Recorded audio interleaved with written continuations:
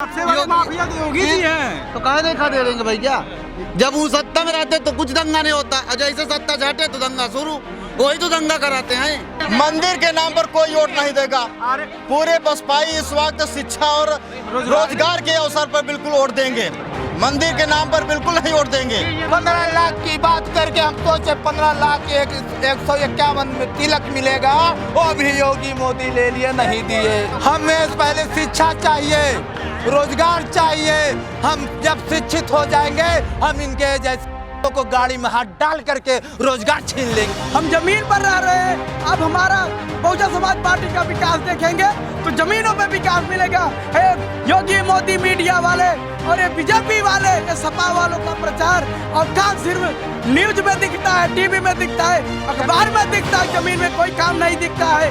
2024 में प्रधानमंत्री भी बनेंगी बहन जी, क्योंकि हमारा संविधान पूरी तरह से अभी लागू नहीं किया गया है, क्योंकि आरएसएस के लोग, मनुवादियों के विचारधारा के लोग उस गद्दी पे बैठे हैं और जो संविधान बनाया है उनके विचारधारा के आज तक अभी कोई कुर्सी नहीं संभाला है, इसलिए अभी आज तक हम आजादी मिलने के बावजूद भी गुलाम है।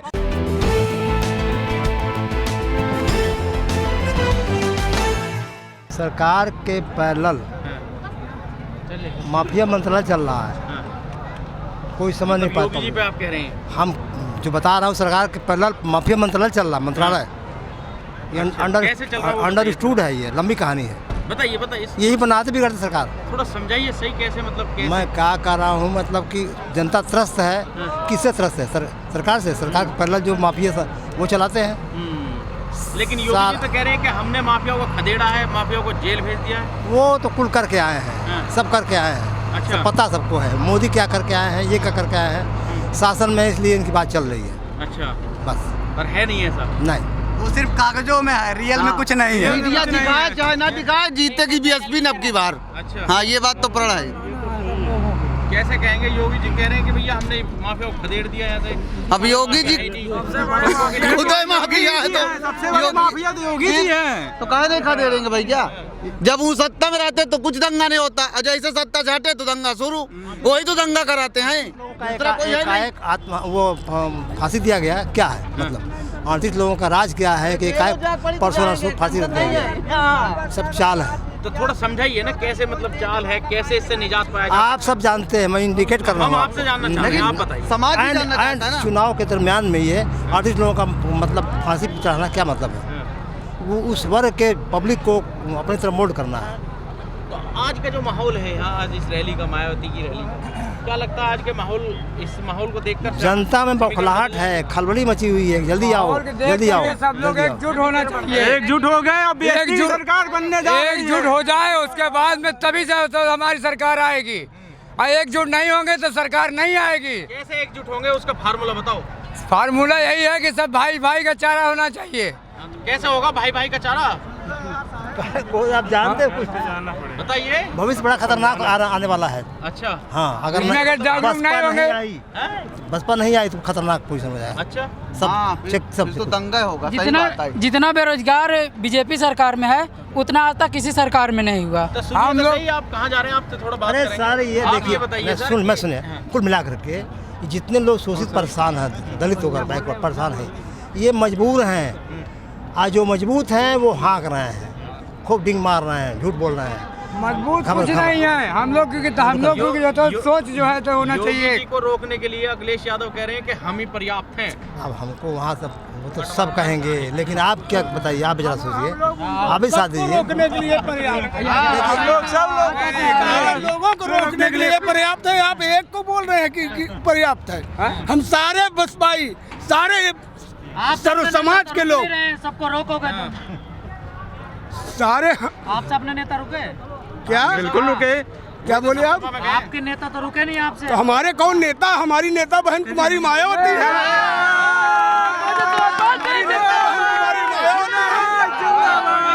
ये नेता जो गए हैं कुछ वोट तो लेके जाएंगे, तुम्हारा ही तो कौन सा नेता? मेरा कोई नहीं, मेरी नेता बहन कुमारी मायावती को कोई नेता नहीं, सारे कार्यकर्ता है जो भ्रमित हो गए, जिनको पैसे की जरूरत हो बिक गए साले। हमसे क्या मतलब? हम तो हम कानून वाली सरकार चाहिए। एक नंबर पे हाथी। हम यहाँ प्रयागराज जिले में 12 में 12 सीट जीतने जा रहे हैं। आप कहाँ हैं? 2007 का रिकॉर्ड 2022 में आ रहा है इलाहाबाद। सुनने नहीं पाए सर। बहन जी का वोट बक्सा में निकलता है, आज से जान लीजिए। बक्सा में वोट उनका निकलता है, सब लोग नजरअंदाज हो जाएंगे। बक्से खाली इस बार नहीं जाएंगे। वो सब वोट उसको बौखला दिए थे, वो सब कोरोना के चलते इस बार देख लीजिएगा।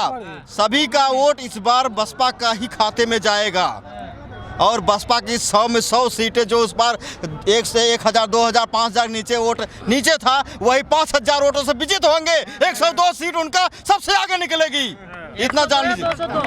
102 सीट जो है 1000 और 2000 के बीच में पिछले बार दूसरे नंबर पर थी और इस बार वो प्रथम सीट पर जाएगी। तो 102 सीट वो कंफर्म रहेगा, बाकी 100 सीट कंफर्म होकर जीत रही हमारी मायावती। बीजेपी को दिया कभी नहीं वोट दिया हमने बीजेपी को। बीजेपी हमेशा ऐसा बौखला दी, उस सारी मीडिया उसके चक्कर में है, उसी का वोट बैलेंस ज्यादा बताती है और हमारा वोट हमेशा छुपा रुस्तम निकलता है और आगे ही बढ़ता रहेगा।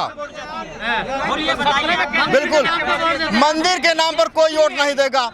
पूरे बसपाई इस वक्त शिक्षा और रोजगार के अवसर पर बिल्कुल वोट देंगे, मंदिर के नाम पर बिल्कुल नहीं वोट देंगे। नहीं, आप बता रहे हैं कि बीजेपी पे वोट जाती है, तो कैसे जाती है? आप डिटेल्स बताइए, हम लोगों से डिटेल्स पूछते हैं। आप डिटेल्स बताइए कैसे क्या बीजेपी को इतनी सीट कहां से मिल गई? दिया? तो आप कैसे कह रहे हैं कि बीजेपी पे वोट जाती है? हाँ भैया, 225 सीट बीजेपी को कहां से मिली? कैसे? किसी ने तो अरे तो उस बार जुमला दी थी ना बीजेपी पार्टी, जुमला न दी थी उस बार, उसके बहकावे में। अरे चुप रहो, साइलेंट रहो यार पहले। कौन सा जुमले पे? 15 लाख रुपया वाला जुमला एक हो गया।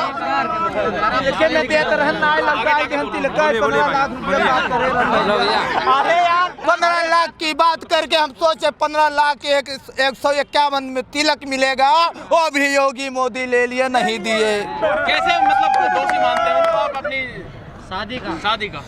क्या बताए भाई, जब लॉकडाउन लगाए हमारी शादी पड़ी थी, लॉकडाउन में कह दिए मोदी कि 15-20 से ज्यादा लोग न इकट्ठा हो, नहीं कोरोना हो जाएगा।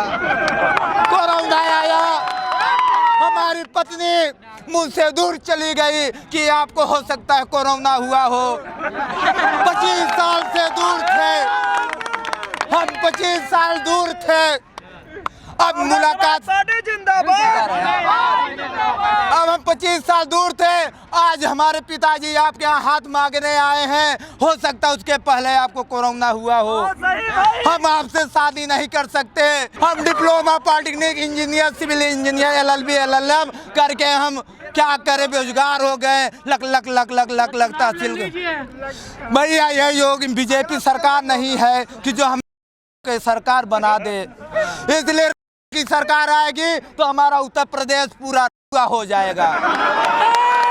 इसलिए हमें बहुजन समाज पार्टी में ऐसी बहन को चुनना है जो पूरे उत्तर प्रदेश में बहनों भाइयों का दर्द और पीड़ा समझ करके रोजगार, स्वास्थ्य प्रशासन एक नियम से देखे, कोई जाति और धर्म के नियम से पालन न करे, सिर्फ मानवता समानता की बात करे, सर्वजन हिताय सर्वजन सुखाय की बात करे, वो बहन कुमारी मायावती। सबका साथ सबका विकास, सबका साथ सबका विकास, यही हुआ लोगों की देश। बीजेपी ने हमें पिंडा पारने के लिए सबके साथ सबका विकास कर दिया। हम ताकि सबके साथ हम बम्बई, सूरत, दिल्ली से हाथ में हाथ मिला करके पैदल चले, इसलिए सबका साथ का पालन किया वो, ताकि हम लोग बम्बई से पैदल आए, कहीं रास्ते में भूत प्रेत से डरे न। इसलिए सबका साथ सबका विकास की बात किया मोदी ने, क्योंकि उसको पता था कि हमारा जब राज होगा तो पूरे भारत को मैं पैदल डलवाऊंगा, इसलिए सबको साथ चाहिए। इसलिए हमें ऐसा कर दिया, सब बम्बई, सूरत, दिल्ली से हम लोगों को पैदल चलने के लिए मजबूर कर दिया। तो फिर ठीक है सरकार। देखिए, हमारी शादी नहीं, पूरे भारत को रोजगार पहले चाहिए, ताकि हम बीवी को अपने उठलाली, क्रीम, पाउडर, सेनूर, टुकली की व्यवस्था कर सके भाई। अच्छा, पहले लोग रोजगार चाहिए। जी, हमें पहले शिक्षा चाहिए। रोजगार चाहिए। हम जब शिक्षित हो जाएंगे हम इनके जैसे को गाड़ी में हाथ डाल करके रोजगार छीन लेंगे साथियों।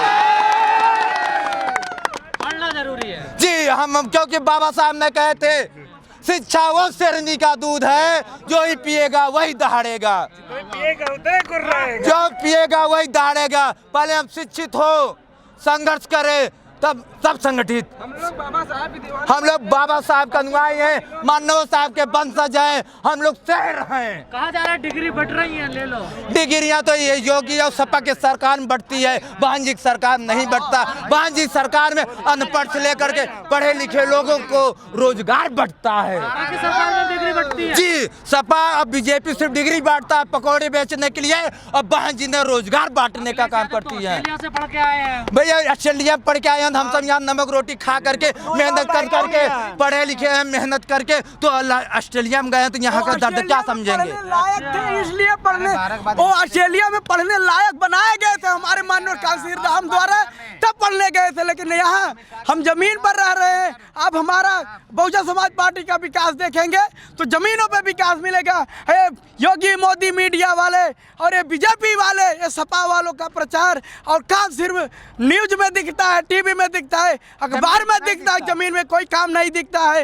यदि गांव की गलियों में जाओ, देहातों में जाओ, तो बहुजन समाज पार्टी और माननीय बहन कुमारी मायावती जी का काम दिखता है। इसलिए आज हम लोग सारा युवा और पूरा प्रदेश में ललकार है कि बहुजन समाज पार्टी की सरकार बनानी चाहिए। अगर बेरोजगारी को दूर करना है तो मायावती जी को मुख्यमंत्री बनाना होगा, गुंडा मुक्त करना है तो माननीय बहन कुमारी मायावती जी को मुख्यमंत्री बनाना होगा। 2024 में प्रधानमंत्री भी बनेंगी बहन जी, क्योंकि हमारा संविधान पूरी तरह से अभी लागू नहीं किया गया है, क्योंकि आरएसएस के लोग, मनुवादियों के विचारधारा के लोग उस गद्दी पे बैठे हैं, और जो संविधान बनाया है उनके विचारधारा के आज तक अभी कोई कुर्सी नहीं संभाला है। इसलिए भी आज तक हम आज़ादी मिलने के बावजूद भी गुलाम हैं इस देश के। मंदिर पे मिलता मंदिर में तो हमारे समाज के लोग भीख मांगेंगे, और मंदिर नहीं, वो बलात्कारियों का अड्डा है। बीजेपी सरकार में चीज दिखती है, बीजेपी सरकार पहले सुनिए,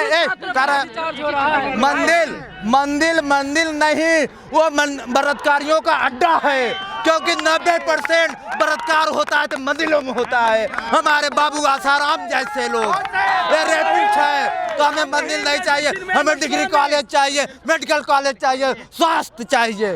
मंदिर बनाते तो भिखारी पैदा हो जाते हैं, मंदिर बनाओ तो पैदा हो जाते हैं, और विद्यालय खुलो तो अधिकारी बन जाते हैं। हमें कानून वाली सरकार चाहिए। और एक बात और, इतिहास को उठा के देखा जाए तो गली मंदिर बनता है कि बहन जी की सरकार सबसे अच्छी होती है, जितनी वैकेंसियां निकालती पूरा पास कर देती है।